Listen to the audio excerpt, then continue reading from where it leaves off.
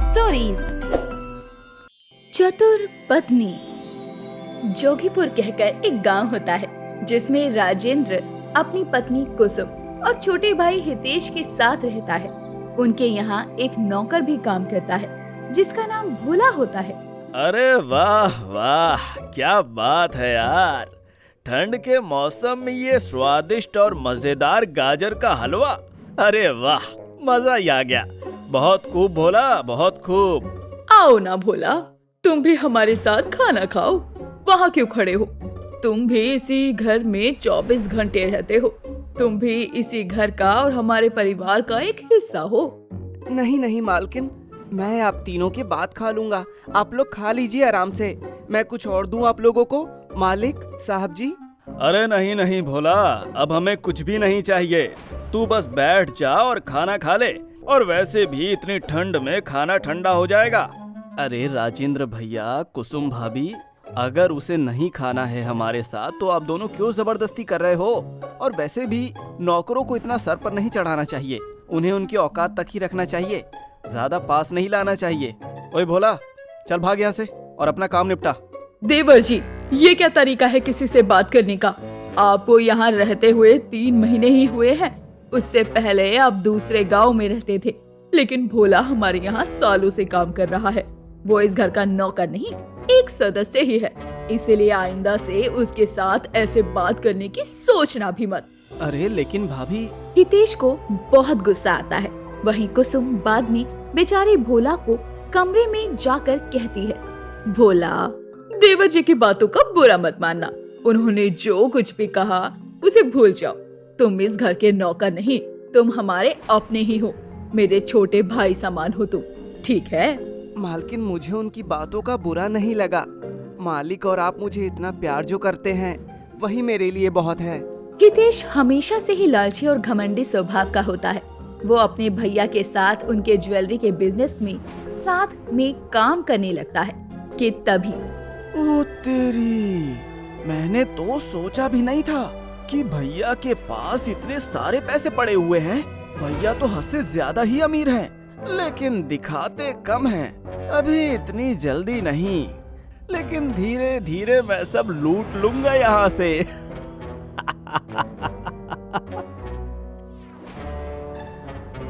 देवर जी, अकेले में क्या बड़बड़ा रहे हैं आप? हाँ भाभी, वो कुछ भी तो नहीं। हे भगवान, कमरे का दरवाजा तो लगा लेता हितेश के बच्चे। कहीं भाभी ने मेरी सारी बातें सुन तो नहीं ली? अच्छा ठीक है, ये राजेंद्र ने कुछ फाइल्स तुम्हें देने को कहा था। इनका प्रेजेंटेशन बनाना है और कल मीटिंग में यही प्रेजेंटेशन क्लाइंट्स को दिखाना है, ऐसा उन्होंने कहा। और हाँ, हमारी सारी लेटेस्ट गहनों की डिजाइन की फोटो भी ऐड करनी है इसी प्रेजेंटेशन में। ठीक है भाभी, भैया से कह देना कि मैं ये काम कर दूंगा और आप निश्चिंत रहिए। ठीक है देवर जी। हितेश उस प्रेजेंटेशन को बनाने लगता है। अगले दिन वो डील भी क्रैक हो जाती है और राजेंद्र हमेशा बिजनेस द्वारा कमाया हुआ आधा पैसा हितेश को देता रहता है। लेकिन क्रूर और लोभी हितेश उस सब में भी संतुष्ट नहीं होता है। हितेश अब उस कमरे के अंदर रखे गहनों और पैसों को चुराने की योजना बनाने लगता है। अगले दिन जब राजेंद्र और कुसुम दोनों बाहर घूमने जाने वाले होते हैं, तभी अरे हितेश, हम 2 दिन के लिए बाहर घूमने जा रहे हैं, इसलिए तुम अपना ख्याल रखना और कुछ लगे तो भोला से कह देना।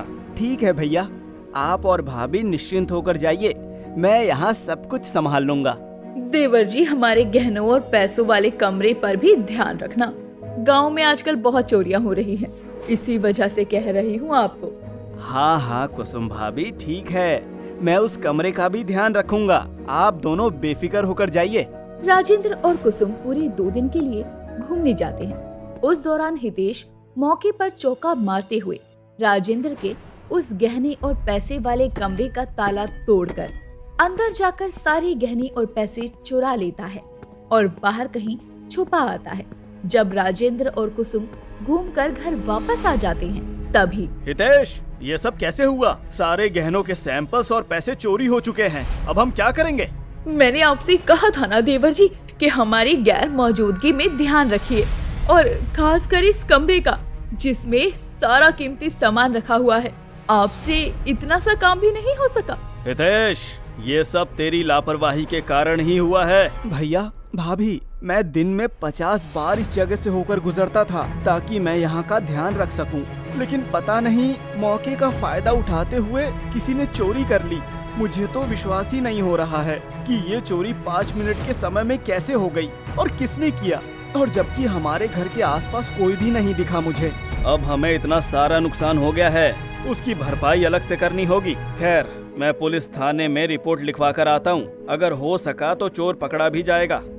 हाँ भैया, ये सही रहेगा।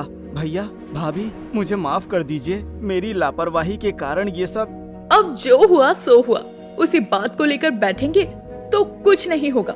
चलो अब तुम भी अपने काम पर ध्यान दो। भगवान करे बस चोर मिल जाए जल्दी से। राजेंद्र पुलिस थाने में कंप्लेंट दर्ज करवा देता है और पुलिस चोर की तलाशी शुरू कर देती है, लेकिन उन्हें चोर का पता नहीं लग पाता। वहीं हितेश उन सारे पैसों को जुए और नशे में उड़ा देता है। राजेंद्र और कुसुम दोनों इतने बड़े नुकसान के कारण बहुत चिंताग्रस्त हो जाते हैं। ना जाने किसने चुराए होंगे वो सारे गहनों के सैंपल्स और पैसे। दिन रात आप इतनी मेहनत से काम करते हो और वो सारी मेहनत 1 मिनट में चकनाचूर हो गई। मुझे बहुत दुख हो रहा है जी। देखो कुसुम, अब जो हुआ सो हुआ, और वैसे भी अब हम समय में पीछे जाकर सब कुछ ठीक कर सकते हैं क्या? नहीं ना। तो अब हमें अतीत के बारे में ना सोचकर भविष्य के बारे में सोचना चाहिए, और आगे से ऐसा कुछ ना हो उसके बारे में सोचना चाहिए। हाँ जी, आप सही कह रहे हैं। मैं अब चिंता नहीं करूंगी, बल्कि हम ये सोचेंगे कि गहनों और पैसों को अब कहाँ रखा जाए। अरे कुसुम, तुम उन्हें अपनी अलमारी में रखे उस पुराने संदूक में रख दो और ताला लगा दो। याद है ना वो संदूक जो दाई माँ ने दिया था हमें? हाँ, याद आया मुझे। सारे गहने और पैसे उसी में रखना सही होगा, क्योंकि वो एकदम मजबूत है। चोर उस संदूक के ताले को तोड़ने की लाख कोशिश भी कर ले, फिर भी उसे तोड़ नहीं पाएगा। और साथ ही सारे गहनों के सैंपल और पैसे भी उसमें पूरी तरह सुरक्षित रहेंगे। हाँ कुसुम, यही सही रहेगा। हितेश कुसुम और राजेंद्र की सारी बातें सुन लेता है और वो उन्हें सारे गहनों और पैसों को उस संदूक में रखते हुए भी देख लेता है। कुसुम उस संदूक को ताला लगाती है और उसकी चाबी अपने पास ही रख लेती है। अच्छा, तो अब इन दोनों ने ये तामझाम किया है। इस संदूक को तो मैं चाहकर भी नहीं तोड़ पाऊंगा, लेकिन इसके अंदर रखे नए गहने और पैसों को चुराने के लिए तो मुझे कुसुम भाभी के पास रखे संदूक की चाबी ही चुरानी होगी। लेकिन वो मैं कैसे चुरा पाऊंगा? हितेश उसी सोच में पड़ जाता है। वो अब किसी सीसीटीवी कैमरे की तरह छुप छुप कर कुसुम पर दिन रात नजर रखे रखता है। एक दोपहर जब वो अपने कमरे में सो रही होती है, तभी यही सही मौका है। भाभी सो रही हैं और उनके बगल में ही संदूक के ताले की चाबी है। मैं अभी उससे चाबी चुरा लेता हूँ।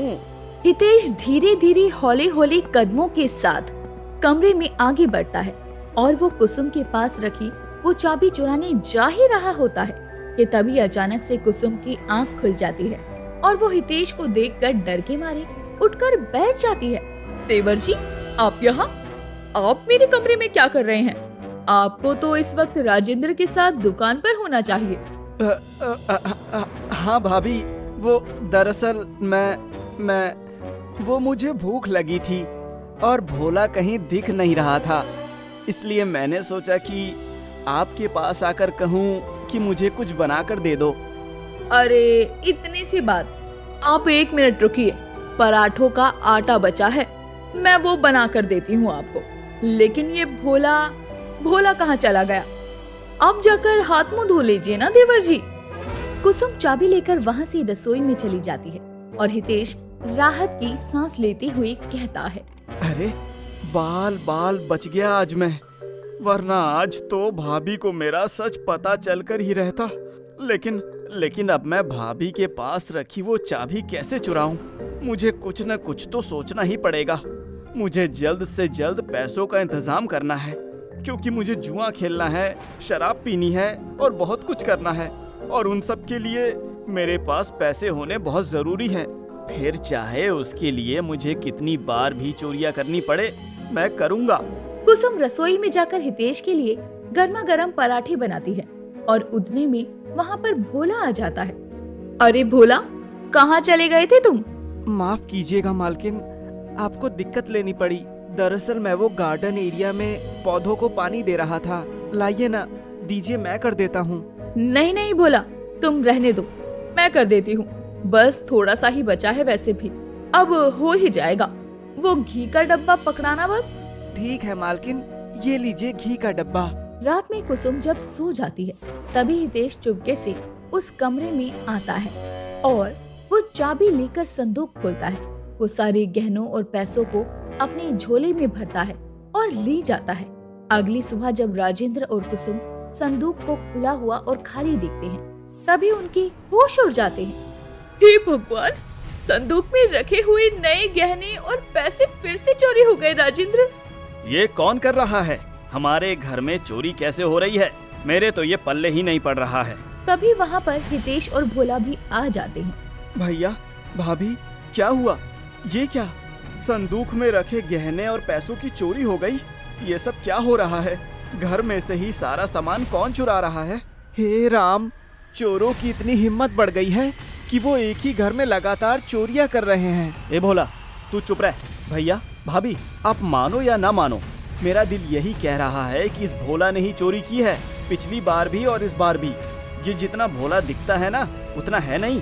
नाम ही भोला है इसका, काम तो चोरों वाले करता है। अरे नहीं नहीं मालकिन, ऐसा कुछ भी नहीं है। मैंने कोई चोरी नहीं की। गंगा मैया की सौगंध, मेरा विश्वास कीजिए। तो फिर हमारे घर में और कौन रहता है भोला? अगर तूने चोरी की है तो साफ साफ बता दे, मेरा खून मत जला। मालिक, मेरा यकीन कीजिए, मैंने चोरी नहीं की है। अब राजेंद्र भोला पर शक करने लगता है।